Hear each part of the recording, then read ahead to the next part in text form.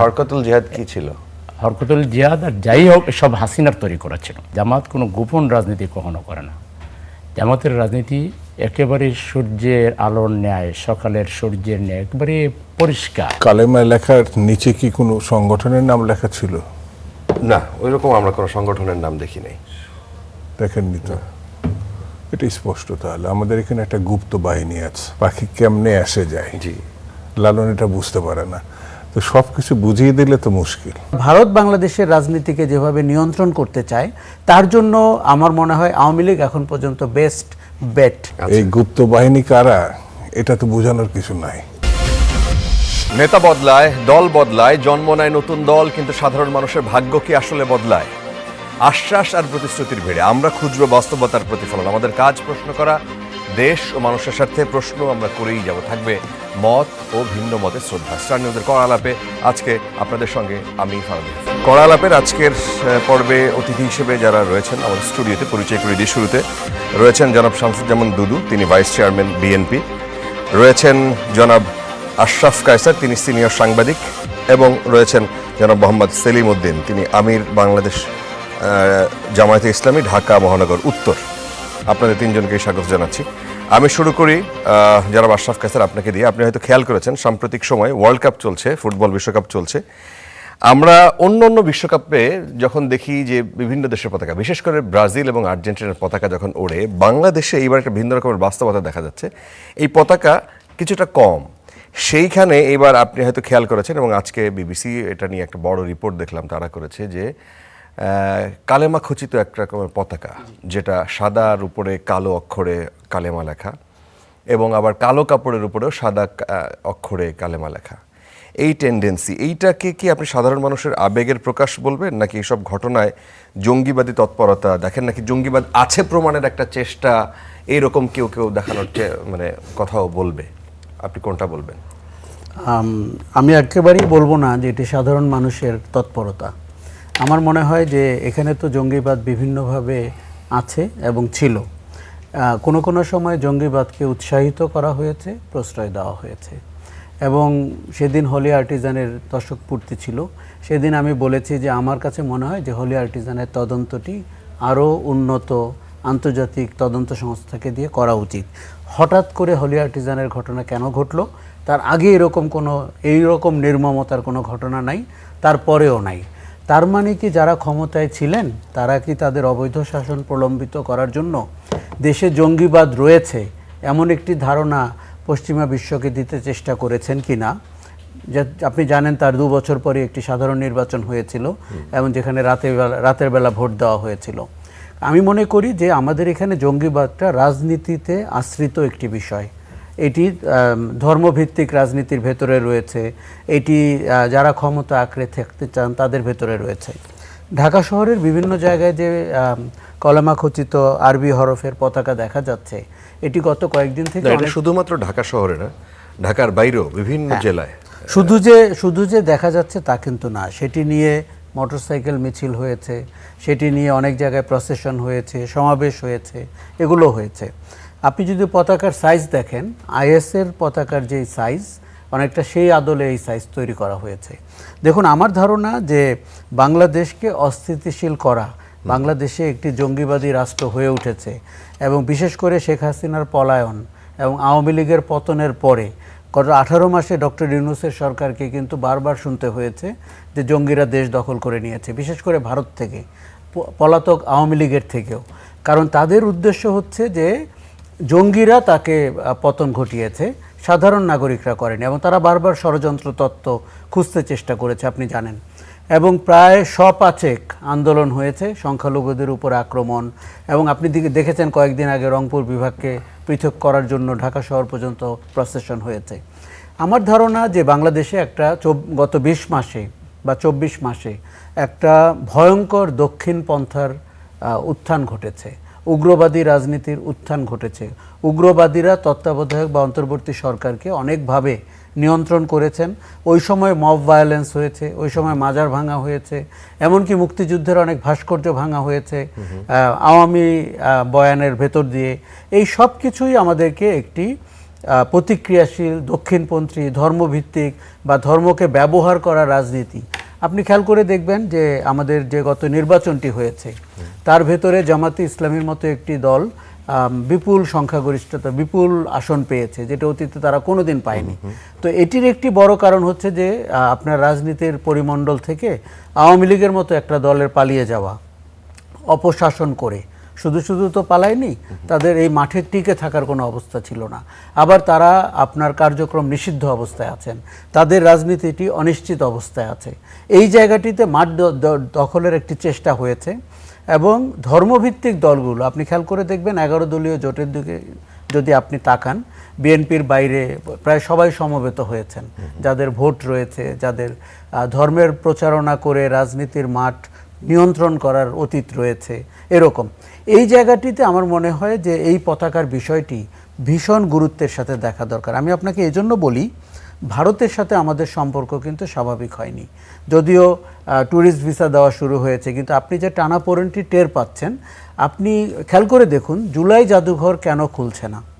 আপনাকে আমি দুটি ঘটনা বলি। একটি হচ্ছে যে আমলারা অনেক রকম কথা বলেন যে পারচেজে তো দুর্নীতি হয়েছে, কন্ট্রাক্টগুলো ঠিক হয়নি।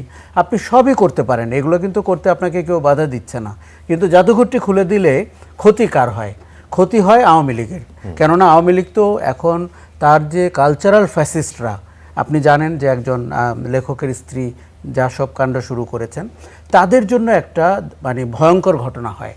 কেননা ওখানে গেলে আপনি এমন সব ঘটনা দেখতে পাবেন, আপনি কাঁটাতারে ফেলানি ঝুলছে দেখতে পাবেন, রিক্সাওয়ালাকে দেখতে পাবেন, মানে একটা এক্সপিরিয়েন্সের ভেতর দিয়ে জুলাইকে আপনি জাদুঘরের ভেতর দিয়ে পাবেন। আর ক্ষতি হয় ভারতের, কেননা ভারত বাংলাদেশের রাজনীতিকে যেভাবে নিয়ন্ত্রণ করতে চায়, তার জন্য আমার মনে হয় আওয়ামী লীগ এখন পর্যন্ত বেস্ট বেট। এরপরে জাতীয় পার্টি তো ধ্বংসস্তূপ হয়ে গেছে, ব্যাংকরাপ্ট হয়ে গেছে। বিএনপির সাথে ভারতের সম্পর্কটি আমরা এখনও কিন্তু খুব বেশি জোরদার কার্যকর হতে দেখছি না। বিশেষ করে প্রধানমন্ত্রীর চীন সফরের ভেতর দিয়ে ভারত আজকে প্রতিক্রিয়াও জানিয়েছে যে তারা পর্যবেক্ষণ করছেন প্রধানমন্ত্রী বা সরকার কি বলেন। চীন কিন্তু গতকাল একটি মারাত্মক মন্তব্য করেছেন, তারা বলেছেন বাংলাদেশ যদি কোনোভাবে আক্রান্ত হয় বাংলাদেশের পক্ষে চীন দাঁড়াবে। এই ভূ রাজনীতির ভেতরে আমার ধারণা ইসলামী মনোভাবাপন্ন বা যারা আপনার এখানে নিষিদ্ধ কার্যক্রমের ভেতরে রয়েছেন, ইসলামিক সংগঠন বা ধর্মভিত্তিক সংগঠন, আমি ইসলামিক বলতে চাই না, কারণ আমার মনে হয় তারা ঠিক ধর্মকে সঠিকভাবে রিপ্রেজেন্ট করেন না, তারা একটা রাজনৈতিক চেহারা দিয়ে করতে চান, তারা ভয় দেখাতে চাচ্ছেন, তারা উপস্থিতি জানান দিতে চাচ্ছেন। এমনকি যেই দুটি শক্তির কথা আমি বললাম, তাদের আশ্রয়ে প্রশ্রয়ে, তাদের টাকা পয়সায় তারা হয়তো এক ধরনের অস্থিতিশীলতা তৈরি করতে চান। আচ্ছা, মোহাম্মদ সেলিমউদ্দিন, আপনি যদি এই বিষয়টা নিয়ে বলেন, এটা কি সাধারণ মানুষের ধর্মীয় আবেগ বলবেন, নাকি ধর্মভিত্তিক দলগুলোর এক ধরনের আপনার প্রচারণার একটা অংশ, বা তারা তাদের জানান দেয়া সেই ধরনের একটা অ্যাক্টিভিজম আপনি বলবেন? যে প্রথমত যে কারোই যে কেউ যদি কালেমার পতাকা, খচিত পতাকা ব্যবহার করে, এখানে কোনো সন্দেহ করার কোনো কিছু নাই, করতেই পারে। ধর্মীয় আবেগ থেকে করতে পারে, তার যে কোনো কারণেই করতে পারে। কারণ কালেমার পতাকা তো এটা কোনো বিশেষ দেশ বা কোনো না, এর আগে এইরকম এত ম্যাসিভ। আমি শেষ করি। তো সেই জন্য প্রথমত সাধারণভাবে আমি এটাতে কোনো সমস্যা দেখি না। কেউ যদি কালেমার পতাকা করতে চায়, তাইলে এখানে আমি সাধারণভাবে কোনো সমস্যা দেখি না। কোনো বিশেষ উদ্দেশ্য যদি থাকে, তো সেটা এইভাবে মানে অনুমান নির্ভর না হয়, সেটা সুনির্দিষ্ট তথ্য যদি নিষেধের সরকার আছে, গোয়েন্দা সংস্থা আছে, তারা খতিয়ে দেখবে। যদি কোনো বিশেষ উদ্দেশ্য থাকে তাইলে সেটা তারা খুঁজে বের করবে। কিন্তু আপনার ঢালাওভাবে এটাকে ভিন্নভাবে, অতীতে এটা এই কাজটা করেছে হাসিনা এই ধরনের লোকদেরকে প্রমোট করেছে। আবার সেই কিন্তু আপনার মৌলবাদ জঙ্গি এই টার্মগুলো, এগুলো হলো আওয়ামী টার্ম, এটা হলো ফ্যাসিবাদী টার্ম, এগুলো হলো আপনার আধিপত্যবাদী গোষ্ঠীর শেখানো বলি। অতীতে এগুলো বলে এদেশের রাজনৈতিক দলের কর্মীদেরকে, আলেম সমাজকে দারুণভাবে আপনার অত্যাচার করা হয়েছে। আমরা আবার নতুন করে এই যে দক্ষিণপন্থা, এই যে জামাতকে নিয়ে এগুলো জামাত প্রশ্রয় দিচ্ছে। জামাত কোনো গোপন রাজনীতি কখনো করে না।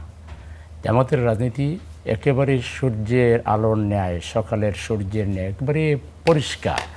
জামাতকে নিয়ে এরকম একটা মন্তব্য করার আগে সংশ্লিষ্ট সকলকে আমরা বলবো যে পুরাতন স্টাইলে আওয়ামী ন্যারেটিভ আবার নতুন করে জারি করে এটা কিন্তু কোনো ফায়দা হবে না।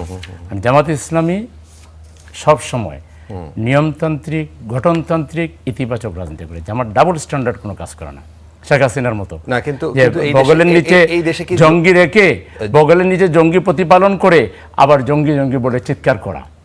ওই যে রাখাল ছেলের গল্পের কথা আমরা জানি যে ভাগ ভাগ ভাগ বলে চিৎকার করতো, কিন্তু মানুষ এসে দেখতো যে না বাঘ না। পরবর্তী যখন রিয়েলি সে বাঘের আক্রমণের শিকার হলো তখন কেউ আর কিন্তু পাশে আসেনি। হাসিনা কিন্তু তাই ঘটেছে, জঙ্গি জঙ্গি বলে জাতির মধ্যে বিভাজন নানা ধরনের। এদেশে জঙ্গিবাদ কখনোই মাথাচাড়া দিয়ে উঠতে পারবে না, কারণ এখানকার হরকতুল জিহাদ কি ছিল? হরকতুল জিহাদ আর যাই হোক সব হাসিনার তৈরি করা ছিল, এগুলো সব আওয়ামী লীগের তৈরি করা ছিল। এটা আধিপত্যবাদীদের এটা একটা প্ল্যান, এটা প্রজেক্ট ছিল। সেই প্রজেক্টের আন্ডারে বাংলাদেশ যেহেতু এটা মুসলিম কান্ট্রি, সঙ্গে কিছু মুসলমান, সুতরাং এখানে এটা করে মুসলমানদের মধ্যে এটা বিভ্রান্তি তৈরি করো, ভাইয়ে ভাইয়ে সংঘাত সৃষ্টি করো। এটা পুরোটাই একটা আধিপত্যবাদীদের প্রজেক্ট ছিল। দেখেন হাসিনা নাই, জঙ্গিও নাই বাংলাদেশে। আপনি দেখছেন জঙ্গি? হাসিনা যেদিন থেকে বিদায় নিল তারপরে এই গভর্নমেন্ট যে প্রায় 18 মাস চালাইলো ইউনূস সরকার, কোথাও পুলিশ গিয়ে কোনো জায়গায় জঙ্গি বলে কারো বাড়ি ঘেরাও করছে? তো জঙ্গি কই গেল? সব হাসিনাও চলে গেছে, জঙ্গির সাথে চলে গেছে। এখন আবার দেশকে অস্থিতিশীল করার হাসিনার কোনো বা আধিপত্যবাদীদের কোনো চক্রান্ত ষড়যন্ত্র আছে কিনা এইটা গভর্নমেন্টকে দেখতে হবে। আমি পতাকাকে নিয়ে কোনো সন্দেহ করছি না, কিন্তু দেশকে অস্থিতিশীল করার কোনো মানে প্রজেক্ট আছে কিনা, কোনো আয়োজন আছে কিনা গভর্নমেন্ট এটা খতিয়ে দেখবে। কারণ আমাদের গভর্নমেন্ট জনগণের দ্বারা নির্বাচিত গভর্নমেন্ট, আর এই গভর্নমেন্ট তো আর হাসিনা গভর্নমেন্ট না। এটা একটা জুলাই উত্তর একটা গভর্নমেন্ট। তারা কখনো চাইবে না যে এখানে তথাকথিত জঙ্গিবাদের ধোয়া আওয়াজ উঠুক, চাইবে না। সুতরাং সরকারি এটা দেখবে। এটা নিয়ে আওয়ামী বয়ানটা যেন মিডিয়ায় কিংবা বাস্তবে কেউ আবার হাজির করার চেষ্টা না করে। আমরা দেশবাসী বড় ভালো আছি, শান্তিতে আছি। দক্ষিণপন্থা জামাত ইসলামীকে নিয়ে যে আপনার সন্দেহের বশবর্তী হয়ে যে কিছু প্রশ্ন রেজ করা হয়, সংশ্লিষ্ট ব্যক্তিবর্গকে বিনয়ের সাথে শ্রদ্ধার সাথে বলবো যে জামাত এদেশে একটা দায়িত্বশীল, গণতান্ত্রিক, নিয়মতান্ত্রিক রাজনৈতিক দল, যার একেবারে তৃণমূল থেকে কেন্দ্র পর্যন্ত সিস্টেমের মধ্যে চলে, গণতন্ত্রের মধ্যে চলে। এরকম একটা গণতান্ত্রিক দল বাংলাদেশ, যেটাকে এরকম সন্দেহের জায়গায় প্রশ্ন তোলার নিজেদের জ্ঞানের দেউলিয়ত্ব চলে আসে। কারণ জামাত এটা সুপ্রতিষ্ঠিত একটা রাজনৈতিক দল। আপনারা কি ভাবছেন? আমার একটা কথা বাকি রয়ে গেছে। আচ্ছা, আপনি আবার জুলাই নিয়ে আমার কথাটা বলি। জুলাই নিয়ে উনি যে কথাটা বলেছেন, জুলাই জাদুঘর নিয়ে ভারত অখুশি হবে, আওয়ামী লীগের হাজির হয়ে যাবে। জুলাইকে এইভাবে মানে কোনো ধরনের আন্ডারমাইন করা, জুলাই জাদুঘর অবশ্যই করে দিতে হবে। এতে ভারত খুশি হলো না কি হলো এটা কিছু যায় আসে না। জুলাই আমাদের চেতনা, জুলাই হাজার বছরের। আপনাদের মতে কি জুলাই জাদুঘর রেডি আছে, সরকার খুলে দিচ্ছে না, এরকম ব্যাপারটা? রেডি না হলে রেডি করবে, কিন্তু আমি বলছি জুলাই জাদুঘর নিয়ে তো আমাদের দাবি এটাই, এই জাদুঘরটা চালু করতে হবে এবং এটাকে মানুষের সামনে এটা দেখাতে হবে। এইটা ভারত খুশি হবে কিংবা এটা মানে আওয়ামী লীগের তার কালো জিনিস বের হয়ে যাবে। আমরা যেভাবে আজকে কালো জামা পরেছি, তার কালো বের হয়ে যাবে। আওয়ামী লীগকে বাঁচাইবার এত পেরেশানি বোধ করার দরকার নেই। জুলাই যেটা তৈরি হয়েছে এই দেশের জনগণের মুক্তির জন্য, ইনসাফ জন্য, সেই জুলাই আপহোল্ড থাকবে, জুলাই সবার উপরে থাকবে। এটা নিয়ে কোনো বিতর্ক চলবে না। যেমন আপনি যদি এই পতাকার বিষয়টা কিভাবে দেখেন আপনারা, এবং কোনো ষড়যন্ত্র দেখেন কিনা, না মানুষের আবেগই দেখেন? আর জুলাই নিয়ে যে প্রশ্ন তুলেছে এবং একই সাথে বলেছেন জামাত এই দেশে কোনো গোপন রাজনীতি করে না, মানে সার্বিক বিষয় নিয়ে যদি আপনি আপনার মন্তব্য করেন। আচ্ছা, এই পতাকা শত শত হাজার হাজার পতাকা ঢাকা সহ সারা দেশে যে মানে হাতে নিয়ে মোটরসাইকেলের উপর উঠে প্রচার করছে, কালেমা লেখার নিচে কি কোনো সংগঠনের নাম লেখা ছিল? না, ওইরকম আমরা কোনো সংগঠনের নাম দেখি নাই। দেখেননি তো? এটা স্পষ্ট। তাহলে আমাদের এখানে একটা গুপ্ত বাহিনী আছে যারা ঠিক প্রকাশ্যে আসতে চায় না, কিন্তু তারা আবার তাদের মতো করে রাজনীতি করে। এটা কি তাদেরই প্রচারণা কিনা সেটা একটা ব্যাপার। যদি তাদের প্রচারণা হয়ে থাকে তাহলে তো এটা পরিষ্কার। কারা করছে। আচ্ছা, মানে এটা কাদের দিকে দিলেন এটা এখন আরেকটু যদি ক্লিয়ার করেন। মারফতে কিছু কথা আছে, আমি কুষ্টিয়ার লোক তো, হ্যাঁ। লালনের জি পাখি কেমনে আসে যায়, জি লালন এটা বুঝতে পারে না, তো সব কিছু বুঝিয়ে দিলে তো মুশকিল। এই গুপ্ত বাহিনী কারা এটা তো বোঝানোর কিছু নাই। যারা প্রকাশ্যে আসতে চায় না, আচ্ছা কালেমা হাতে নেই, রাজনীতি করুক, তারা একটু আড়ালে থেকে করতে চায়। আড়ালে যারাই করে তারাই জঙ্গি, তারা নিজেদেরকে প্রকাশ করে না। আচ্ছা, কিন্তু এর তারা উদ্দেশ্য খুব কি হতে ভয়ঙ্কর। পারে? তারা ভয়ঙ্কর শক্তি, উদ্দেশ্য যাই থাক, যে স্বনামে আসতে দ্বিধাবোধ করে বা নিজেকে উপস্থাপন করতে আড়াল করে, এটা সুস্থ এবং স্বাভাবিক গণতান্ত্রিক শক্তি না।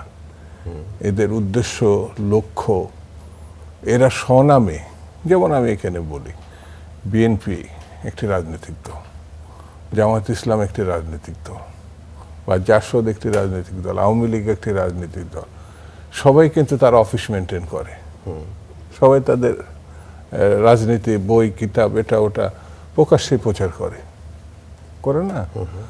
ওরা কেন কালেমাত তো যে পতাকা নিয়ে করছে, সেটা তো আমারও, তারও, এই কলেমা তারও। আমি যদি বিএনপি থেকে প্রচার করি এটা কলেমা, তার তো নিচে আমি বাংলাদেশ জাতীয়তাবাদী লিখতে অসুবিধা দেখি, বা জামাতে যদি করে অসুবিধা দেখি, তাহলে এরা সন্দেহজনক একটি শক্তি। এদের উদ্দেশ্য ভিন্নতর, যা এখনো পরিষ্কার না। তাহলে সরকার কেন পরিষ্কার করে না? সরকার এখন সরকার কি এটাকে একটা অ্যালার্ম হিসেবে সব দেখবে? সরকার, নাকি ষড়যন্ত্র? সব সরকারের ধরতে হবে এমন তো কোনো কথা নেই। এটা ভিন্ন চিন্তার জায়গা, ভিন্ন রাজনীতির চিন্তা। একটু বুঝুক না, একটু দেখি না, একটু জানি না, না। যদি এটা ষড়যন্ত্র থেকেই থাকে, দেশ এটা বিরোধী কোনো কিছু থেকেই থাকে, এটা সরকার কেন- না না, দেশ বিরোধী তো আমি বলছি না। ও আচ্ছা, এটা একটা প্রচারণার একটা কৌশল। তারা তাদের প্রকাশটা এই ভঙ্গিতে করছে, আচ্ছা, ঠিক আছে? তাদের লক্ষ্যটা এখনো পরিষ্কার না। কারা সাংবাদিক সম্মেলনের মধ্যে দিয়ে ওই প্রোগ্রাম ডিক্লেয়ার করে নাই। এখন তাদের সম্বন্ধে যারা আমরা আলাপ করছি, এটা আমাদের মতো করে আমরা ব্যাখ্যা করছি। আচ্ছা আচ্ছা, এখনো তারা সংগঠিত না। জি। তবে একটি জিনিস আপনাকে, জিনিসটা তো এই যে 24শে গণঅভ্যুত্থানের পর দক্ষিণপন্থা বা ধর্মীয় রাজনীতির যে উন্মাদনা বা উত্থান, বা তাদের মতো করে তাদের এগিয়ে যাওয়া, এটা আপনাকে আবার নজরে রাখতে হবে। 90-এর গণঅভ্যুত্থানের পরে এই ধরনের ঘটনাগুলো ছিল না। সেখানেও জামাতের বা তাদের ছাত্র সংগঠনের ভূমিকা ছিল, কিন্তু এখন যে ঘটনাগুলো আমরা প্রত্যাখ্যা করছি, ওইটা ওই সময় ছিল না। 90-এর এর গণঅভ্যুত্থান তো একটা না, দুইটা। আরেকটা জিনিস আপনি লক্ষ্য করবেন যে গণঅভ্যুত্থানের পরে একটা স্লোগান, এটা খুব ভেরি সিগনিফিক্যান্ট, ধানের শীষ আওয়ামী লীগ, দুই সাপের একই বিষ। এটা বিভিন্ন সোশ্যাল নৌকা মিডিয়া, ধানের শীষ, দুই সাপের একই বিষ। আওয়ামী লীগই বললাম। আচ্ছা, জি যারা নৌকা এবং আওয়ামী লীগ না, এই বিএনপি ধানের শীষ বা আওয়ামী লীগ না, তারাই স্লোগানটা দিচ্ছে। কারা তারা? আওয়ামী লীগ গণঅভ্যুত্থানে পতিত একটি রাজনৈতিক দল, নিষিদ্ধ রাজনৈতিক দল। বিএনপি গণঅভ্যুত্থানকারী, নেতৃত্ব দানকারী একটি রাজনৈতিক দল। কোন হারামজাদারা এই দুটোকে একই শক্তিতে, একই পাল্লায় ফেলছে? এই হারামজাদারাই হচ্ছে ভয়ঙ্কর শক্তি। তারাই এই পতাকা ওড়াচ্ছে। পতাকার সঙ্গে আমি তাদের নিব না। আচ্ছা, এই স্লোগান যারা দিচ্ছে তাদের উপস্থিতি আছে। আচ্ছা, আপনার বিএনপি, আওয়ামী লীগ, জি জামাতকে, যেমন জামাত তো এই দেশের সব থেকে পুরাতন একটি রাজনৈতিক দল। বিএনপি এমনকি আওয়ামী লীগের থেকেও তারা পুরাতন। এটা পাকিস্তানের প্রেক্ষাপটে যখন 47-এর আন্দোলন আছে, তখন এটা জন্ম। হয়তো তাদের সাফল্য, ব্যর্থতা যেভাবে ব্যাখ্যা করি না কেন, অনেক সুদীর্ঘকালের ঘটনা আছে। কিন্তু তারা আর এই ঘটনা আমি একসঙ্গে মেলাচ্ছি না, কিন্তু একটা শক্তি আছে, মানুষকে বিভ্রান্ত করতে চায়। যেমন গণঅভ্যুত্থানের পরপরই বলছে এই দুই শক্তির কোনো ভবিষ্যৎ নাই, তারা এবার ক্ষমতায় আসবে। অর্থাৎ ধর্মশ্রিত রাজনীতি, সেটা আবার ফয়সালা আপনার 12ই ফেব্রুয়ারি হয়ে গেছে। আমরাই আসছি ক্ষমতায়, কিন্তু ক্ষমতায় কারা আসছে এবং কারা ক্ষমতা পরিচালনা করছে, অর্থাৎ পিপুলসের সাপোর্টরা, আমরা ইলেকশন, অনেকে ইলেকশনটাকে পিছাতে চাইছে, তাদের শিকন্ডি ছিল ডক্টর ইউনূস। 90-এর গণঅভ্যুত্থানে 3 মাসের মধ্যে ইলেকশন হয়েছিল, আর এবার 18 মাস। পারলে 18 বছর পিছাতে পারলে ভালো হতো, কারণ ডক্টর ইউনূস বলেছে মানুষ তো আমাকে 50 বছর চায়, পারফেরে এটা 10 বছরে আনছে। 90-এর গণ অভ্যুত্থান, সেই সময় আপনারা নেতৃত্ব দিয়েছেন, আপনারা ইউনিভার্সিটিতে সেই সময় পড়েছেন, তার পরপরই এই ঘটনা সম্ভবত। না না, তো সেই সময়ের প্রেক্ষাপট আর 2024-এর আগস্টের প্রেক্ষাপট এক ছিল? সেই সময় চাইলে 3 মাসের মধ্যে গণঅভ্যুত্থান নির্বাচন দেওয়া যেত। তখন হচ্ছে হোসেন মোহাম্মদ এরশাদের সামরিক স্বৈরতন্ত্রের বিরুদ্ধে, আর এবার হাসিনার ফ্যাসিজমের বিরুদ্ধে, দুটোই গণঅভ্যুত্থান। সেটার আর এটার চরিত্র মনে হবে একটু ভিন্ন, কিন্তু গণতান্ত্রিক ভাবনা পূর্ণ প্রতিষ্ঠা, স্বাধীনতা সার্বভৌমত্ব রক্ষা, এই গণঅভ্যুত্থানেরই লক্ষ্য তখনও ছিল, এখনো। তো সেই কারণে এখন যে বিষয়টি এসে দাঁড়াইছে, আমার কাছে মনে হয়েছে যে এই বিষয়গুলো যারা তাদের মতো করে তাদের দিকে, এটা তো রাজনীতির ব্যাপার, ধর্মাশ্রিত রাজনৈতিক দল তো চাবেই তারা তাদের মতো করে নিয়ে ক্ষমতায় জি আসতে, জি, কিন্তু তার ফয়সালাতে হবে ভোটের মধ্য দিয়ে। আচ্ছা। গণতন্ত্র যদি চায়, আচ্ছা, যদি গণতন্ত্র না চাই, দেখবেন ইসলামী ভাবপূর্ণ একটা শক্তি ডক্টর ইউনূসের মধ্য দিয়ে এটা প্রলম্বিত করার নানান চেষ্টা আছে। ওই সময় দেখবেন এমন অনেক জিনিস সমর্থন করছে বিএনপি, এটা বিএনপি রাজনীতির সঙ্গে যায় না, প্রয়োজন নাই। বিএনপি চাইছে নির্বাচনটা না পিছিয়ে যত দ্রুত সম্ভব নির্বাচনটা হোক, কারণ বিএনপি নিশ্চিত ছিল ভোট হলে মানুষ তাকে পছন্দ করবে, তাকে ভোট দিবে, জি। এবং সেই ফলাফলটাই কিন্তু হয়েছে। জি সেই জন্য আমার কাছে মনে হয়েছে বিতর্ক থাকাটাই হচ্ছে গণতন্ত্রের উপস্থিতি জি। লক্ষণীয়। বিতর্ক যখন মৃত হয়ে যাবে তখন একদল হওয়ার সম্ভাবনা বেশি, যেটা বাকশালের সময় আমরা লক্ষ্য করছি। আচ্ছা, তো এখন যে বিতর্কগুলো ধর্মীয় রাজনীতি, গণতান্ত্রিক রাজনীতি অথবা সমাজতন্ত্রের কথা তো এখন কেউ বলে না, জি কিন্তু যে এই বিতর্কগুলো যতক্ষণ থাকবে জি ততক্ষণ বুঝতে হবে যে সমাজ সচল এবং গণতন্ত্র এখন তার উপস্থিত আছে। আর এই বিতর্কগুলো এবং ভিন্নমতের কোনো অবস্থান না থাকলে, এই যে এখানে যে আলোচনাটা হলো, এই আলোচনার কি আমি পুরোটাই পছন্দ করি না, কিন্তু এই আলোচনা আমি ধারণ করি, কারণ এর সঙ্গে আমার ভিন্ন মত আছে। Right. কিন্তু এটি যখন থাকবে না তখন বুঝতে হবে যে বিপদের দিকে আমরা এগোচ্ছি। আচ্ছা, আশরাফ কায়সার, আমরা আরেকটা প্রসঙ্গে একটু কথা বলতে চাই। যুক্তরাষ্ট্রের সঙ্গে সরকারের G2G যে চুক্তি, সেই তার আওতায় প্রতি টন গম আন্তর্জাতিক উন্মুক্ত দরপত্রের তুলনায় $24 বেশি দামে আমদানি করবে বাংলাদেশ। এই ধরনের একটা সিদ্ধান্তের কথা আজকে দেখলাম। যুক্তরাষ্ট্রের সঙ্গে দ্বিপক্ষীয় বাণিজ্য ঘাটতি কমানোর শর্ত পূরণ করে শুল্ক সুবিধা নিশ্চিত করতে এই উদ্যোগ নেওয়া হয়েছে। এখন প্রশ্ন হচ্ছে যে বাণিজ্য ঘাটতি কমাতে আমদানি বৃদ্ধি করা যেতে পারে, এটার যৌক্তিকতা থাকতেও পারে, কিন্তু বেশি দামে পণ্য কেনার যৌক্তিকতা, মানে এই সময় আপনি কি দেখেন? আমার মনে হয় যে চুক্তিটি অসম হয়েছে, এবং চুক্তিটি যেরকম তাড়াহুড়ো করে হয়েছে নির্বাচনে 3 দিন আগে, এইটা মানে খুব বাজে লক্ষণ ছিল। এবং আমরা যেই চুক্তিটিকে বিচার বিশ্লেষণ যতটুকু হয়েছে তাতে মনে হয়েছে যে বাংলাদেশের স্বার্থ রক্ষা হওয়ার চেয়ে যুক্তরাষ্ট্রের স্বার্থ অনেক বেশি রক্ষা করা হয়েছে।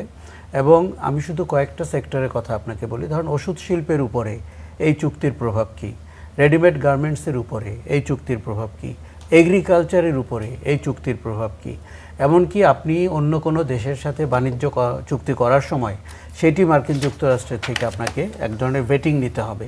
ফলে একটি স্বাধীন সার্বভৌম বাংলাদেশ এরকম একটি দেশের সাথে এই চুক্তিতে কেন গেল? ধরেন আমাদের $8 বিলিয়ন RMG মার্কেট হচ্ছে যুক্তরাষ্ট্র, ইকুয়াল মার্কেট হচ্ছে আমাদের ইউরোপে এবং আরও কিছু দেশেও রয়েছে। কাজেই একটি নির্বাচিত সরকার আজকে যারা ক্ষমতায় রয়েছে, চুক্তিটি যদি তারা বিচার বিশ্লেষণ করতো তাতে ভালো হতো। তবে যেই কথাটি খলিলুর রহমান বলেছেন যে এই চুক্তির ব্যাপারে বিএনপি এবং জামাত ইসলামীর সাথে তারা কথা বলেছেন, আমার মনে হয় কথাটি সত্যি। কেননা গত 4 মাসে আমরা সরকার থেকে এই চুক্তির কোনো বিশ্লেষণ পাইনি, পর্যালোচনা পাইনি এবং ভালো দিক মন্দ দিক পাইনি। যেটা পেয়েছি সেটা হচ্ছে পলিটিক্যাল রেটোরিক্স, যে দেশের স্বার্থের বিপক্ষে যায় এমন কিছু করব না, এগুলো কিন্তু চুক্তির কোনো ধারা ধরে বলা হয় না, ওভারঅল বলা হয়। আরও একটা জিনিস লক্ষণীয়, বিরোধী দল পার্লামেন্টে এই চুক্তি নিয়ে গত 4 মাসে কোনো কথা বলেনি। রুমিন ফারহানা একজন স্বতন্ত্র সংসদ সদস্য, উনি শুধু এই চুক্তি নিয়ে কথা বলেছেন। কাজে আপনি গম কিনতে যাবেন এবং আপনি $24 বেশি দিয়ে গম কিনবেন, এটি বিশ্বের এই মুহূর্তে কোনো দেশের কোনো ভালো চুক্তির বর্ণনা এটি হতে পারবে না। আরেকটা জিনিস হচ্ছে যে আপনি প্রতিরক্ষার ক্ষেত্রে আপনি ধরেন আজকে টার্কির সাথে বা অন্য কোনো বা চায়নার সাথে আপনাকে এখানে একটা ভারসাম্যের ব্যাপার রয়েছে। আপনি জানেন যে ইন্ডিয়া, চায়না, আমি বলবো যে রাশিয়া এবং মার্কিন যুক্তরাষ্ট্র, বাংলাদেশ একটি স্বাধীন সার্বভৌম দেশ, তার অবকাঠামোর প্রয়োজন রয়েছে, তার সীমান্তের অভিন্ন সমস্যাগুলো দূর করার বিষয় রয়েছে। এমনকি আপনার চায়না এবং মার্কিন যুক্তরাষ্ট্রের সাথে ব্যালেন্সিং অ্যাক্টের ভেতর দিয়ে আমাদের দেশকে গড়ে তোলার বিষয় রয়েছে। আপনি শুধু এগ্রিকালচারে যদি এই চুক্তির প্রভাব দেখেন, আপনি আমার মনে হয়, আমি জানি ওই সরকারে বেশ কয়েকজন অ্যাক্টিভিস্ট ছিলেন যারা এগ্রিকালচার নিয়ে কাজ করতেন, তারা বলেছেন তাদের কোনো ভয়েস ছিল না। তা এমনকি আইন উপদেষ্টা বলেছেন উনিও নাকি এই চুক্তি দেখেননি। তো বাংলাদেশের আইন মন্ত্রণালয় চুক্তি দেখা ছাড়া একটি চুক্তি হতে পারে? এখন এই চুক্তির সাথে যারা যুক্ত ছিলেন তারাই এবার বিএনপি সরকারের পররাষ্ট্র মন্ত্রণালয়ের দায়িত্বে এসেছেন। এমনকি তার এই দায়িত্ব পাওয়াটাও আমাদের কাছে বিস্ময়কর মনে হয়েছে। কারণ আপনার মনে আছে কি না, বিএনপি একমাত্র জোরালোভাবে খলিলুর রহমানের পদত্যাগ চেয়েছিলেন এবং লন্ডনে তারেক রহমানের সাথে ডক্টর ইউনূসের মিটিংয়ের আগে। ওই মিটিংয়ের পরে আমরা দেখলাম খলিলুর রহমান সম্পর্কে তাদের আর কোনো বক্তব্য নাই। তাহলে কি তারা এমনভাবে বৃত্তের ভেতরে ঢুকেছে যে সব স্টেক হোল্ডাররাই যুক্তরাষ্ট্রের সাথে এই চুক্তিটিকে মেনে নিলেন, জামাত ইসলামী এবং বিএনপি এবং অন্তর্বর্তী সরকার? এই চুক্তিটি দেখুন, পার্লামেন্টে বাংলাদেশের স্বার্থের পক্ষে কিংবা বিপক্ষে যায় এমন যে কোনো চুক্তি আলোচনা হওয়া উচিত। শেখ হাসিনার ব্যাপারে আমাদের মূল অবজেকশন ছিল ভারতের সাথে এমন সব চুক্তি করছিলেন যেগুলো নরেন্দ্র মোদীর টুইট থেকে কখনো কখনো আমরা জানতে পারতাম, বাংলাদেশের সরকার, আওয়ামী লীগ কিংবা জাতীয় সংসদ থেকে আমরা জানতে পারতাম না। এখন আমরা যদি এই ধারাতেই এগুতে থাকি তাহলে 24-এর পরিবর্তনটি আপনি কি করলেন, আমরা কি পেলাম? এই আমাদের স্বার্থের চুক্তিগুলো যদি আপনি ঢেকে রাখেন এবং এটিকে যদি বিচার বিশ্লেষণ করতে না দেন, দেখুন আমরা আনু মোহাম্মদ, মাহা মির্জা এরকম কয়েকজনের ব্যক্তির নাম বলতে পারি যারা সরকারের কেউ না, তারা চুক্তির বিশ্লেষণ করছেন, কিন্তু সরকারের যে দায়িত্বে যারা আছেন তারা এই চুক্তি সম্পর্কে আপনাকে কিন্তু অবগত করছেন না। এখন আপনি দেখুন, ভুট্টা আমাদের কতটুকু প্রয়োজন, সয়াবিন আমাদের কতটুকু প্রয়োজন, তুলা আমাদের কতটুকু প্রয়োজন, এবং এর কম্পিটিটিভ মার্কেট কোথায়, ব্রাজিলে, ইন্ডিয়াতে, টার্কিতে না আমেরিকাতে? যে কোনো চুক্তি করার আগে তো আপনি একটা কনটেক্সট অ্যানালাইসিস করবেন। এখন সেই অ্যানালাইসিসে অবভিয়াসলি মার্কিন যুক্তরাষ্ট্র যেহেতু আমাদের বাজার আরএমজির, আপনি একভাবে কিছুটা হয়তো ওইদিকে ঝুঁকে থাকবেন, কিন্তু আপনি যদি একটি অসম চুক্তি করেন এবং সেই চুক্তি যদি দেশকে, দেখুন এই চুক্তি অন্তর্বর্তী সরকার করেছে, এখন তারা বারবার বলে তাদের নাকি সব কিছু করার ম্যান্ডেট ছিল, কিন্তু যেই সংস্কারগুলোর জন্য মানুষ অপেক্ষা করছিল, যেটি এখন বিএনপির হাতে, এবং বিএনপি কবে করবে, আদৌ করবে কি না। এবং যেমন মানবাধিকার কমিশন নিয়ে দুদিন আগে আমরা যেটা শুনলাম, সেটি তো 2009 সালের মানবাধিকার কমিশনের চেহারা। আমরা 2026 সালে কথা বলছি। মানবাধিকার কমিশন একটি গঠিত হয়ে গেছিল, সেটিকে আপনার কার্যক্রম বন্ধ করা হয়েছে। বিচার বিভাগ পৃথকীকরণ, স্বাধীনভাবে কাজ করার একটি সেক্রেটারিয়েট হয়ে গেছিল। বারবার বলা হচ্ছে এর থেকে নাকি ভালো আইন হবে। তো ভালো আইন হওয়ার তো কিছু নমুনা বা নিদর্শন আমাদের দেখতে হবে। এই চুক্তিটি বাংলাদেশের স্বার্থের ব্যাপারে গভীরভাবে বিশ্লেষণ করতে হবে। সেই নিদর্শনই কি $24 বেশি দামে প্রতি টন আপনি যদি সরলীকরণ করেন বিষয়টা কিন্তু তাই। আচ্ছা, আমি জনাব সেলিমউদ্দিন আপনার দৃষ্টি আকর্ষণ করি। এই চুক্তি আসলে দ্বিপক্ষীয়, যুক্তরাষ্ট্রের সাথে দ্বিপক্ষীয় বাণিজ্য ঘাটতি কমানোর একটা উদ্যোগ বলা হচ্ছে। এই উদ্যোগ কি দেশ ও জনগণের পক্ষে, আপনারা কি তাই মনে করেন? এবং এই চুক্তির পক্ষে জামায়াতে ইসলামীর আসলে অবস্থান কি? পররাষ্ট্রমন্ত্রী যিনি বর্তমান, তিনি তখন প্রতিরক্ষা উপদেষ্টা ছিলেন, তিনি তখন বলেছেন যে এটা জামায়াতে ইসলামীর সাথে এবং বিএনপির সাথে আলোচনা হয়েছে। পরবর্তীতে এইটা দেখা গেল যদি বিএনপির সাথে আলোচনা হয়েও থাকে পার্লামেন্টে, এটা নিয়ে কোনো কথা নেই। জামায়াত বিরোধী দলে থাকা সত্ত্বেও এই বিষয় নিয়ে কোনো কথা তোলেন নাই, যেটা আশরাফ কায়সার বললেন। আপনি বলবেন আপনার বক্তব্য। জি, আমাদের রাজনীতির একটা বড় দুর্বলতা হলো, আপনারা যারা মিডিয়ায় আছেন, আমরা অনেক ক্ষেত্রে এটাও দেখি এবং রাজনীতিবিদদের মধ্যে দেখি, যেটা আপনার যে অংশটা আপনার পক্ষে বা আপনি যেটা পছন্দ করেন এটা তো ঠিকই তুলে ধরেন।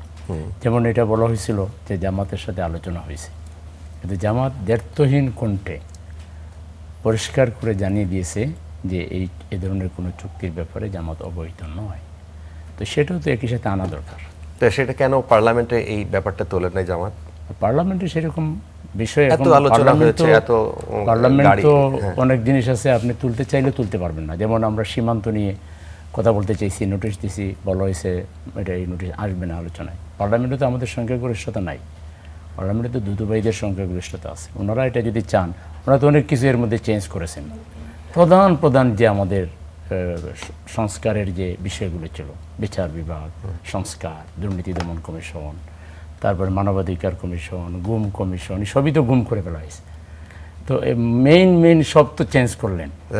এইটাও যদি এরকম একটা চুক্তি যুক্তরাষ্ট্রের সাথে, এটাকে আপনার একটা প্রধান বিষয় বা গুরুত্বপূর্ণ বিষয়, বড় বিষয় তো ওনারা পার্লামেন্টে এনে এটা আলোচনায় আনতে পারতেন যে আমরা তো অন্যগুলো এইভাবে করছি, এইটাও একটা চুক্তি ইন্টারিম গভর্নমেন্টের সময় হয়েছে। ও সবই তো ইন্টারিম গভর্নমেন্টের সময় হয়েছে, আগেরগুলো তো ইন্টারিম গভর্নমেন্টের সময় হয়েছে। জি, আর আগেরগুলো তো সবাই মিলে করছি। না, এটা ইন্টারিম গভর্নমেন্ট সময় হওয়ার পরও ওখানে চুক্তিতে এই ক্লজ ছিল, চাইলে নির্বাচিত সরকার এসে 60 দিনের মধ্যে। সেটাই তো বলতেছি না, বলছি ওই টাইমে নির্বাচনের 3 দিন আগেই তো হয়েছে। জি, তো যদি এই গভর্নমেন্ট চায় যে কোনো বিষয়ে দেশের স্বার্থকে আপহোল্ড করতে গিয়ে তারা যদি মনে করে পার্লামেন্টে এটি আবার আলোচনা উঠবে, তো জামাত ইসলামী সেই সময় বিরোধিতা করবে না। আলোচনা উঠলে অবশ্যই জামাত গঠনমূলক আলোচনা করবে, তাই না? আমি বলছি যে সরকার তো অনেক কিছুই পাল্টে দিছে সংখ্যাগরিষ্ঠতার জুড়ে। এটাও যদি আমরা তো এটাই চাই যে কোনো চুক্তি দেশের স্বার্থকে অগ্রাধিকার দিয়ে। আমরা, আমেরিকা আমাদের বন্ধু রাষ্ট্র, চায়না একটা বন্ধু রাষ্ট্র, ভারত আমাদের প্রতিবেশী রাষ্ট্র, বন্ধু রাষ্ট্র। তো এই রাষ্ট্র, যে রাষ্ট্রের সাথে আমরা চুক্তি করি না কেন, সবার আগে তো বাংলাদেশ। বাংলাদেশের স্বার্থকে সংরক্ষণ করেই চুক্তি করতে হবে। ইন্টারিম গভর্নমেন্টে যারা ছিল এই রিলেটেড, তারা বলতেছে যে আমরাও জানি না। এই তো নমুনা, তারাই বললো যে আমরাও জানি না। এইটাই কি বাংলাদেশের স্বার্থ সংরক্ষণ? মানে এটা কি বাংলাদেশের মানুষের পক্ষে গেল? বাংলাদেশের মানুষের পক্ষে গেল না, যে এটার জন্য কে দায়ী? এই বিরোধী দল হিসেবে জামাতকে বিরোধী দল হিসেবে জামাত আলোচনা করবে। সরকার যদি এই বিষয়ে আলোচনা নিয়ে আসে, আগেরগুলো তো আনছে, পার্লামেন্টে আনে নাই তারা। এটাও তো যদি পার্লামেন্টে সরকারি দল উঠায়, তাহলে আমরা সেটাতে আলোচনা অংশ নিব এবং আমরা আমাদের বক্তব্য দিব। এবং আমরা তো পরিষ্কার করেছি সরকারি দল যদি উঠায়, হ্যাঁ, সরকারি দল আগেরগুলো করছে না। আরে ভাই, 10টা মেইন বিষয় আমরা বিচার বিভাগের আলাদা সচিবালয়, কোর্ট রায় দিয়ে দিছে, এটা এক্সিকিউশনে চলে গেছে, সেটাই তো ঠেকাই দিছে। তো এরকম গুরুত্বপূর্ণ অনেক জিনিস বদলাচ্ছে না সরকার, বলছে যে আমরা আরো ভালোটা করব। তো এই চুক্তিটা আরো ভালো যদি মনে করে সরকার, যেটা দেশের স্বার্থে যায় নাই, তা গভর্নমেন্ট এটা বিরোধী দলের সাথে আলোচনা করুক না। আমরা এটা নিয়ে আলাদা জাতীয়ভাবে একটা আলাপ আলোচনা করে পার্লামেন্টে করতে পারে। পার্লামেন্টে আলোচনা করে এটাকে যদি মনে হয় যে এই চুক্তির ব্যাপারে রিথিং করা লাগবে, তাহলে সেটা করবে। আমাদের সবার আগে তো দরকার দেশের স্বার্থ রক্ষা করে আমরা প্রতিবেশী বা আমাদের বন্ধু রাষ্ট্রের সাথে আমরা সম্পর্ক রাখবো, এটাই তো স্বাভাবিক। আচ্ছা, জানাব শামসুজ্জামান, আপনি যদি এই বিষয়টা নিয়ে বলেন। আপনি খবরের যদি আরেকটু ডিটেইলিং করি, যে গতকালকে সরকারি ক্রয় সংক্রান্ত মন্ত্রিসভা কমিটি, সেখানে G2G ব্যবস্থা এবং আন্তর্জাতিক উন্মুক্ত দরপত্রের মাধ্যমে 2,70,000 টন গম আমদানির অনুমোদন দিয়েছে এবং সেখানে যার মোট ব্যয় ধরা হয়েছে 870 কোটি টাকা, প্রতি টনের দাম নির্ধারণ করা হয়েছে $322। আর অন্যদিকে আন্তর্জাতিক উন্মুক্ত দরপত্রের মাধ্যমে 50,000 টন গম আমদানির প্রস্তাব অনুমোদন পেয়েছে। এতে ব্যয় হবে $182 কোটি 85 লাখ টাকা এবং প্রতি টনের দাম পড়বে $297.32, যা G2Gর চুক্তির দামের তুলনায় প্রায় $24 কম। এখন প্রশ্ন হচ্ছে যে একদিকে চীনের সাথে সম্পর্ক উন্নয়নের আভাস, আর অন্যদিকে যুক্তরাষ্ট্রের সঙ্গে চুক্তি অনুযায়ী বেশি দামে গম কেনা। প্রশ্ন হচ্ছে আমরা একদিক দিয়ে মানে আগাচ্ছি, আবার অন্য দিক দিয়ে পেছাচ্ছি, বিষয়টা কি এরকম? আপনাকে প্রথমে একটা কথা বলি, আমরা রাষ্ট্র হিসাবে বাংলাদেশ কতটা নিয়ন্ত্রণ করতে পারি পরিস্থিতি, নিজেকে নিয়ে আমরা কতটা নিজের ভাবনা চিন্তা এই বিষয়গুলো ইন্ডিপেন্ডেন্টলি কতটা এগোতে পারি, এই প্রশ্ন যদি আমি আমার নিজের কাছে করি তাহলে সেখান থেকে কিন্তু উত্তরগুলো চলে আসবে। যেমন এই চুক্তি যখন হয়েছে তখন বিএনপি ক্ষমতায় ছিল না, জামাত বা অন্য রাজনৈতিক দলকে ওই ক্ষমতা ছিল না। যারা এই চুক্তি করেছে তারা বিএনপি বা অন্যান্য রাজনৈতিক দলকে এর দায়ভার মানে তুলে দেওয়ার চেষ্টা করছে, অর্থাৎ তাদের সঙ্গে আলোচনা করছে। কিন্তু কোনো দলই কিন্তু এটা স্বীকার করে নাই যে আলোচনা হয়েছে, এটা ভালো না মন্দ। এটা যে মানে সরকারটা, সেই সরকারটা একটা অন্তর্বর্তীকালীন সরকারের সঙ্গে, এবং একেবারেই মানে কি বলা যায় নির্বাচনের 2 দিন 3 দিন আগে এই জিনিসটা তারা করছে, এবং উত্তরাধিকার সূত্রে মানে ঘাড়ের উপর এসে পড়া যেটা বলে। তাহলে কি এটা পররাষ্ট্র মন্ত্রী তিনি এটা অসত্য বলছিলেন যে বিএনপির সাথে আলোচনা হয়েছে? সত্য অসত্য আমি বলবো না, যে এখানে যখন জাতীয় গুরুত্বপূর্ণ বিষয়গুলো আপনারা দেখবেন বিএনপির সঙ্গে বা জামাত বা অন্য দলগুলোর সঙ্গে হয়, একটা সামান্য রাষ্ট্রদূতও যখন আলাপ করে সেটাও কিন্তু নিউজ মিডিয়াতে আপনারা টেলিভিশনে প্রচার করেন, বিভিন্ন পত্রিকায় প্রচার করেন। এত বড় একটা ঘটনা আপনারা তো কোনো প্রচার ছিল, তো সেই সময় প্রচার ছিল। ডক্টর খলিল কিন্তু সাহেব প্রচারের সেক্ষেত্রে স্টেক হোল্ডার কারা, মানে প্রশ্ন ওই জায়গায় চলে আসে। বিএনপি যখন অন্তর্বর্তী সরকার ক্ষমতায়, কিন্তু বাংলাদেশের অন্যতম সবচাইতে গুরুত্বপূর্ণ রাজনৈতিক দল যদি ওই বাস্তবতায় বলি তাহলে বিএনপি এবং জামাত, তারা সবচেয়ে বড় স্টেক হোল্ডার। তারা চালালেও তাদের সাথে পরামর্শ করা ছাড়া এই ধরনের একটা চুক্তি হতে পারে না বলে সরকার এবং যিনি মূলত যদি তিনি সিদ্ধান্ত নিয়ে থাকেন, মেইন স্টেক হোল্ডার, ওই কিচেন ক্যাবিনেটের কথা আমরা যেটা শুনে থাকি, যদি তিনি সিদ্ধান্ত নিয়ে থাকেন, বর্তমান পররাষ্ট্রমন্ত্রী সেই সময় যিনি উপদেষ্টা ছিলেন তিনি। আচ্ছা, আপনি এত ব্যাখ্যা এটা কি বিএনপি এই চুক্তি করছে? না, অন্তর্বর্তী সরকারের সময় ছিল। জামাত করছে? তা আপনি অন্তর্বর্তীকালীন সরকারের কথা তো একবারও বলছেন না। জি, আমি আপনাকে বলছি যে এটা আমার ঘাড়ের মধ্যে ফেলে দেওয়া হয়েছে। জি, এটা বিএনপি বা জামাতের চুক্তি না, কিন্তু এটা যেহেতু এখন আসছে, যেমন আপনি বারবারই বলছেন পার্লামেন্টে এটা আসছে না কেন, এটা নিয়মতান্ত্রিক পদ্ধতিতে আসবে, কেউ না কেউ উত্থাপন করবে। তার সেটা সরকারি দল করতে পারে, বিরোধী দল করতে পারে, এটা স্বতন্ত্র সদস্য করতে পারে, তাহলে এটা আলোচনা হবে। আরও বড় কথা হচ্ছে যে এই সরকারের বয়সই 4 মাস, এটা প্রেক্ষাপটও দেখতে হবে। সেই প্রেক্ষাপটের প্রেক্ষিতে যখন এটা আলোচনা হবে, তো এটা যদি খারাপ চুক্তি হয় তাহলে বিএনপি তার জন্য তো একটা খারাপ পরিস্থিতি নিয়ে পড়বে, ভালো পরিস্থিতিতে পড়ার কথা না। সেই খারাপ জিনিসটা ডিপেন্ড করলে তো বিএনপির জন্য খারাপ মানে দৃষ্টান্ত হবে। তো এটা কোন সরকারে, কোন জায়গায়, কোন পরিস্থিতিতে, কিভাবে হয়েছে, এগুলো তো পার্লামেন্টে আগামী দিনে আলোচনা হবে।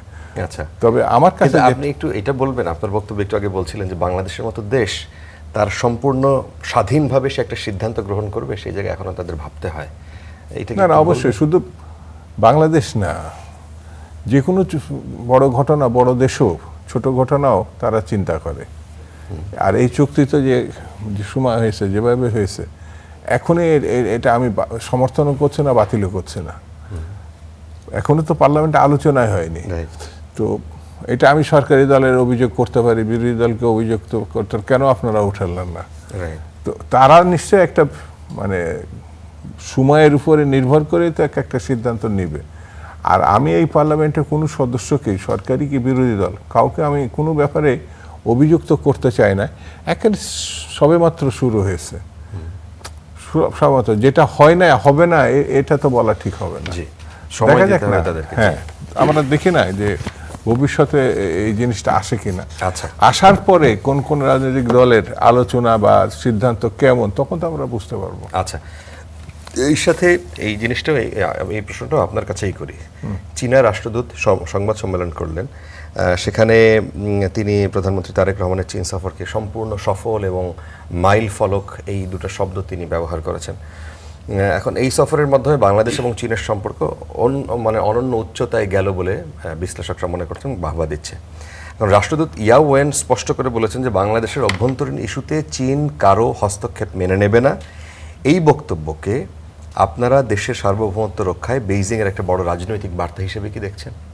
অবশ্যই চীনের মতো একটি দেশ, এটা তো ছোটোখাটো দেশ না, তারা আমাদের স্বাধীনতা, সার্বভৌমত্ব এবং কোনো রকম বাইরের শক্তির কর্তৃক আক্রান্ত আমাদের পাশে তিনি এসে এই দেশটা দাঁড়াবে, এটা তো একটা ভালো নিউজ। এবং প্রধানমন্ত্রী সফরের পরে এই মন্তব্যটা করছে, তাহলে বুঝতে হবে যে আমাদের শূন্যতার মধ্যে আমরা নেই। যেমন আপনি একটা লক্ষ্য করবেন যে পাকিস্তানের দৃষ্টান্ত, পাকিস্তান কিন্তু একই সঙ্গে সফল কূটনীতির একটা দৃষ্টান্ত, সেটা হচ্ছে চীনের সঙ্গে তাদের যে সম্পর্ক, ঠিক আমেরিকার সঙ্গে সেই একই সম্পর্ক।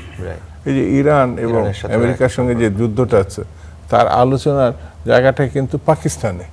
তো এই দিক থেকে দুটো শক্তিকে, মানে বিরোধ শক্তিকে সে খুব পররাষ্ট্র দৃষ্টিভঙ্গি নিয়ে খুব ম্যাচিউরড একটা কূটনীতির মধ্যে দিয়ে এগোচ্ছে।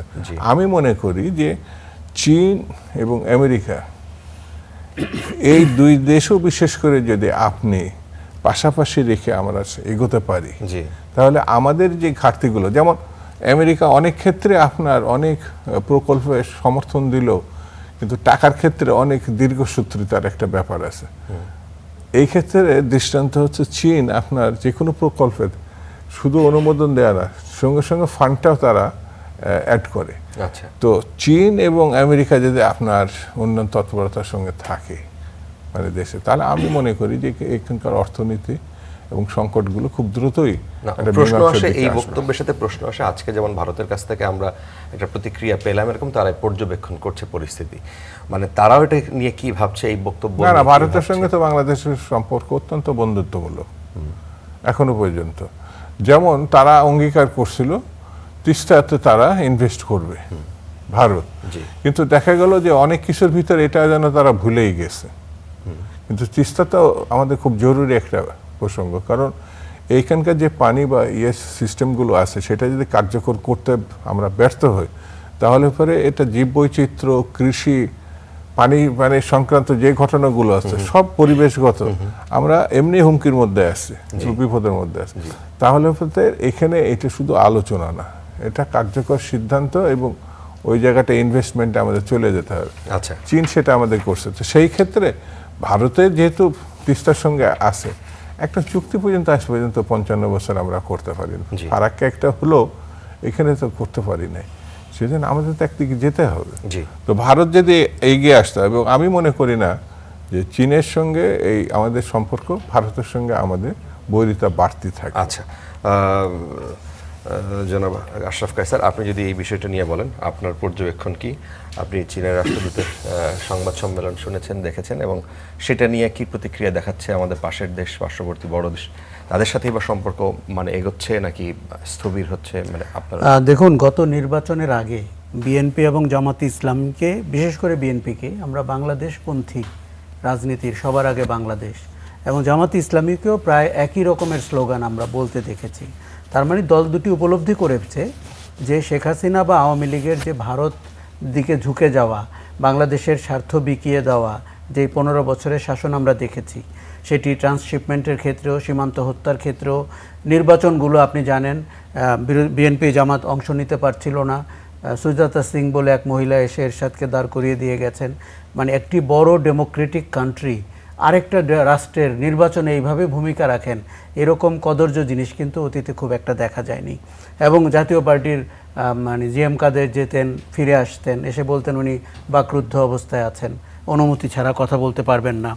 আমরা কি দেখেছি? আমরা একটা তাবেদার রাষ্ট্র দেখেছি, আমরা একটা অধীনস্থ রাষ্ট্র দেখেছি, ভারতের একটি স্যাটেলাইট কান্ট্রি বাংলাদেশ, যেরকম ভুটান, নেপাল আমরা অনেক সময় বলি।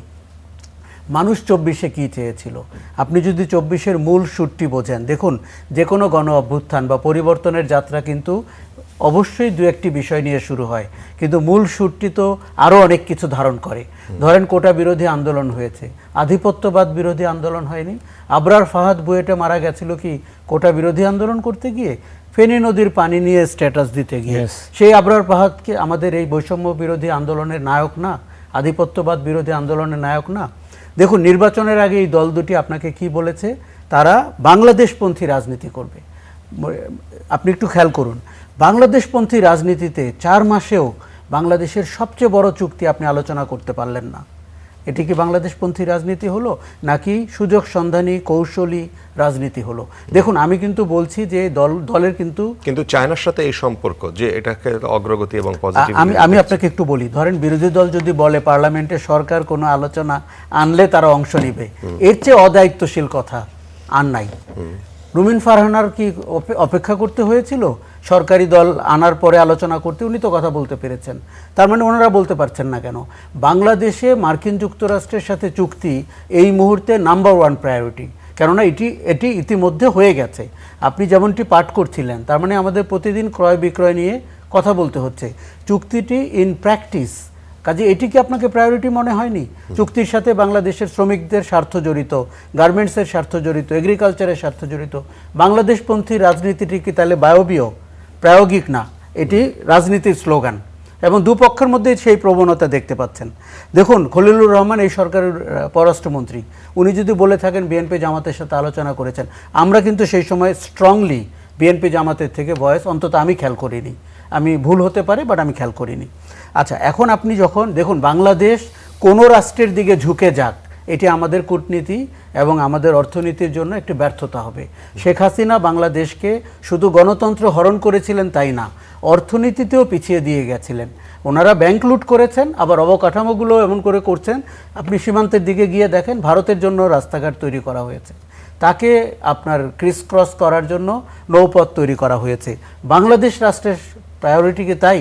আপনি আজকে 18 কিলোমিটার হয়ে নেপাল ভুটানে যেতেই পারছেন না, বিদ্যুৎও আনতে পারছেন না। আচ্ছা, তাহলে এই যে আমরা কোনো দিকে না ঝুঁকে যাওয়া, ধরেন প্রথমে মালয়েশিয়া, তারপরে চায়নাতে প্রধানমন্ত্রী গেলেন, অবশ্যই দারুণ কূটনীতি, চায়নাকে আপনার লাগবেই। এবং আমরা আগে দেখতাম চায়না রাজনীতির কথা বলতো না, অবকাঠামো দিয়েই সন্তুষ্ট থাকতো। গত 15 বছরে কিন্তু আমরা দেখেছি, আপনি কি জানেন প্রতিবার নির্বাচন, খারাপ নির্বাচনের পরের দিন সকালে গণভবনে প্রথম কোন ব্যক্তি যেতেন? চাইনিজ অ্যাম্বাসেডর, এবং সোনার নৌকাও নিয়ে গেছিলেন। কাজেই আপনাকে মনে রাখতে হবে সব দেশ তার স্বার্থ বোঝে, সেটি একটি ফ্যাসিবাদী সরকারের সাথেও বোঝে। আমরা যেন উল্টোটা করতে পারি, এটি তো আমাদের সরকারের কাছে প্রত্যাশা। অতএব আপনি চায়নার সাথে থাকবেন, আপনি রাশিয়ার রূপপুরের কতটা দুর্নীতি হয়েছে খুঁজে বের করার চেষ্টা করবেন, আপনি জাপানের সাথে থাকবেন, কারণ আমাদের মেট্রো রেল, আমাদের এক্সপ্রেসওয়ে করতে আপনার জাপান চায়নাকে লাগবে। আপনি ইন্ডিয়ার সাথে আগ বাড়িয়ে গায়ে পড়ে বৈরিতায় যাবেন না, কিন্তু আপনার তো সম্মানের সম্পর্ক লাগবে। আপনার 54টা যদি অভিন্ন নদী হয়ে থাকে, আপনি গঙ্গা চুক্তি ছাড়া একটি 54 বছরে তো আরেকটি চুক্তি করতে পারিনি আমরা। এখন আপনি যখন তিস্তাতে যৌক্তিকভাবে দুদুভাই বলেছেন, আমরাও মনে করি যে আপনার তো ইনভেস্টমেন্ট লাগবে, কিন্তু আপনি তো সামনে গঙ্গা চুক্তি নবায়নের বিষয় রয়েছে। কূটনীতিকে তো আপনি অনেকভাবে দেখতে হবে, সমান্তরালভাবে দেখতে হবে। আমরা যদি খুব খুশি হয়ে যাই যে ইন্ডিয়া আমাদেরকে ট্যুরিস্ট ভিসা দিচ্ছে, আপনি জানেন $5 বিলিয়ন বাংলাদেশিরা ভারতে খরচ করে চিকিৎসা এবং অন্যান্য। ভারত ট্যুরিস্ট ভিসা দিচ্ছে, মেডিকেল ভিসা দিচ্ছে তার 5 বিলিয়নের মার্কেট ঠিক করার জন্য। বাংলাদেশ কি করছে? কাজেই এটি মনে রাখতে হবে, 24-এর পরের বাংলাদেশ কিন্তু 24-এর আগের বাংলাদেশ হবে না। আমরা রাজনীতি সেই অনুযায়ী আগালো কিনা, আমাদের কূটনীতি সেই অনুযায়ী আগালো কিনা। এখন আপনি মার্কিন যুক্তরাষ্ট্রের সাথে এমন একটি চুক্তি করেছেন, চীনের সাথে 2+2 চুক্তি করেছেন, যেখানে প্রতিরক্ষা এবং পররাষ্ট্রনীতি কূটনীতি একসাথে কাজ করবে। আমাদেরকে একটা দারুণ দেশ হতে হবে, চৌকস লোক হতে হবে, সৎ রাজনীতিবিদ হতে হবে, যিনি মানুষকে যা বলেন ভোটের আগে, তিনি যেন ভোটের পরে সেটি বাস্তবায়নের জন্য প্রতিদিন জবাবদিহি করতে রাজি থাকেন।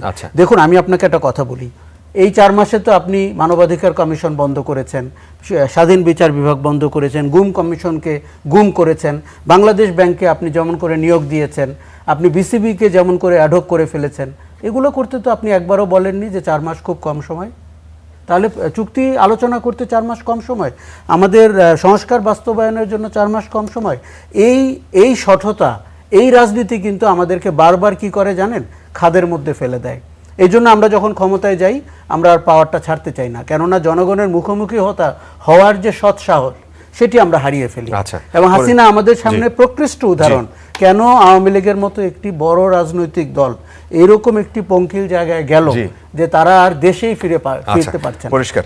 মোহাম্মদ সেলিম উদ্দিন, আমাদের হাতে সময় একেবারেই কম, আপনি যদি আপনার বক্তব্য দেন এই প্রেক্ষাপটে। জি, থ্যাংক ইউ। আমার মনে হয় আশরাফ কায়সার সাহেব যেটা বলেছেন এটা তো পর্যালোচনা হইতেই পারে, এবং এটা হয়ে নাই বলে যে আর হবে না, যেটা দুদুভাই বলেছেন। সরকারি দল মাত্র ক্ষমতায় আসলো, আমরাও বিরোধী দল, আমরা পার্লামেন্টে চেষ্টা করছি সবগুলো ইস্যুই দেশের ভিতরে যেসব সমস্যা আছে, বাইরে যেগুলো আছে এগুলো বলছি। কোনো একটা না আসা মানে যে খুব একটা মানে এটা আর আসবে না এরকম, আমরা তো অন্য ইস্যুকে প্রায়োরিটি দিচ্ছি। আমরা যেটা প্রায়োরিটি দিচ্ছি সেটা হলো যদি সংবিধানটা সংশোধন হয়ে যায় তাইলে বাংলাদেশ মাথা নত করে চলার যে মানসিকতা এটা বদলে যাবে। আপনি ঘোড়ায় হাত না দিয়া উপরে হাত দিলে সমস্যার সমাধান হবে না। জামাত ইসলামী এখন স্ট্রিক্ট করতেছে একটা বিষয়ের উপরে, যে পথের উপরে ওয়াদার উপরে আমরা নির্বাচনে গেলাম, যে নির্বাচিত পার্লামেন্ট মেম্বাররা তারা যেমন পার্লামেন্ট মেম্বার হিসেবে শপথ নেবেন, অ্যাজ ওয়েল এজ তারা সংবিধান সংস্কার পরিষদের শপথ নেবেন। এটা বিএনপির ইশতেহারেরও প্রথম দফা, তারা সংবিধান সংস্কার কমিশন করবেন। এটা হয়ে গেলে এই যে মানে দাসত্বভিত্তিক বা প্রতিবেশী হোক আর যে কেউ হোক কারো কাছে নমনম হয়ে চলার মানসিকতা বদলে যাবে। আমরা নিজেদেরকে স্বাধীন সার্বভৌম রাষ্ট্রের প্রতিনিধি হিসাবে এবং দেশের জনগণ মিলে আমরা যে কোনো সিদ্ধান্ত স্বাধীন মনোভাবের সাথে নিতে পারব। এই জায়গায় যদি চেঞ্জ না হয় তাহলে দুদুভাই যেটা বলেছেন, অনেক সময় আমরা চাইলেই কি একটা জিনিস করতে পারবো কিনা, এই ধরনের হেজিটেশনগুলো আমাদের থেকে যাবে। এজন্য আমি মনে করি যে এই চুক্তিটা গুরুত্বপূর্ণ চুক্তি, এটা পার্লামেন্টে আলোচনা যে কেউ আনতে পারে। দুদুভাই যেটা বলেছেন, এটা সরকারি দল আনতে পারে, আমরা বিরোধী দল আনতে পারি, আনি নেই বলে যে আর কখনই আনা হবে না, কিন্তু আপনাদের tendency তো এরকম যে সেই ঠেলে ক্ষেত্রে দিচ্ছেন আপনারা, সরকারি দলের উপর আমরা ঠেলে দিচ্ছেন সবার আগে চাচ্ছি, আমরা এখনো সরকারকে খুবই এই ব্যাপারে সরকার প্রতি কিছুটা আমাদের উপরে বেশি তারা মন খারাপ, যে জুলাইকে আমরা এই যে সংস্কার পরিষদকে আমরা তো গুরুত্ব দিচ্ছি কেন, আমরা দিচ্ছি আমাদের লাভের জন্য না। আমরা চাচ্ছি স্বৈর শাসন বাংলাদেশ থেকে যাতে এই উসিলায় দুর্বল হয়ে যায় অথবা চিরতরে বিদায় হয়ে যায়, ফ্যাসিবাদ যেন আর ফিরে না আসে, এবং আমাদের দেশের উপরে কেউ মোড়লিপনা করবেন, আমাদের সীমান্তের 1 ইঞ্চি মাটির উপরে কেউ এসে দাপট দেখাবেন, আমরা সেইটা আর হতে দিতে চাই না। সেই জন্য জুলাইটাকে বাস্তবায়ন খুবই দরকার। আশা করি শাসক দল সেটা বিবেচনা নেবেন এবং সেই অনুযায়ী। আর আমি একটা কথা বলি, আমাদের মাননীয় প্রধানমন্ত্রীকে ধন্যবাদ দিতে চাই তার দুর্দান্ত সফরের জন্য মালয়েশিয়া এবং চায়না, এবং এটা বাংলাদেশের জন্য অত্যন্ত পজিটিভ হয়েছে, এবং এতে কে বেজার হলো কে খুশি হলো ডাজন্ট ম্যাটার, আমাদেরকে স্বাধীনভাবে এগিয়ে যেতে। আচ্ছা, অনেক ধন্যবাদ আপনাদের তিনজনকে, অসংখ্য ধন্যবাদ। দর্শক, আজকে কড়া আলাপ এই পর্যন্তই ছিল। আপনারা যারা আমাদের সাথে ছিলেন আপনাদেরকে অসংখ্য ধন্যবাদ।